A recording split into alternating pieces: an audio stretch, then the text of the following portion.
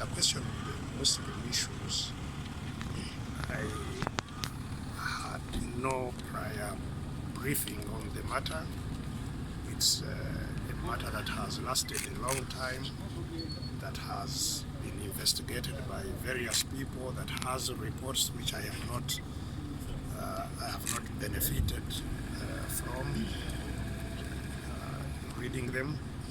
And so I promised that I'm going to, with the help of the Lord Mayor, who has in-depth knowledge of these matters, we are going to study them and render our advice accordingly. But nonetheless, I indeed concurred with them that there is failure to resolve them, because a matter which takes so many years, and yet it's a very, very important matter to have been resolved, to find that there is no resolution. Government,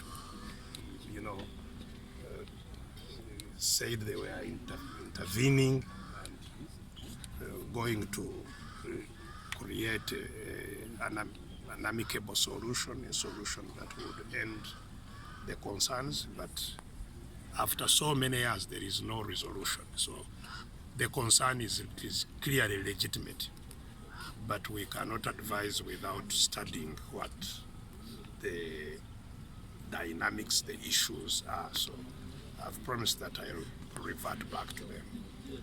And on the second issue, I indeed indicated that that is the source of the troubles that the country faces. Injustice is the fundamental cause of problems in our country,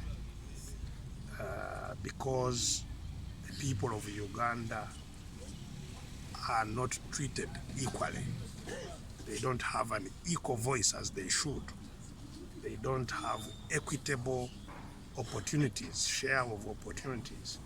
That is where all the other problems arise from. The economic problems, the problems of lack of justice in courts, in representation and so on, emanate from failure to have a just system of government. And that is where our struggle rests. And I invited them to also become participant in that struggle, because that's not a partisan struggle. Our struggle is not a partisan struggle. It's a struggle for justice. When we enter partisan struggles of how to manage education, health, and so on, then one does not expect religious institutions or faith-based organizations to become partisan. But this is not a partisan struggle, so we expect that, in fact, it should be led by voices from religious leaders. Religious leaders should be the voices of the voiceless and should be on the front of that struggle.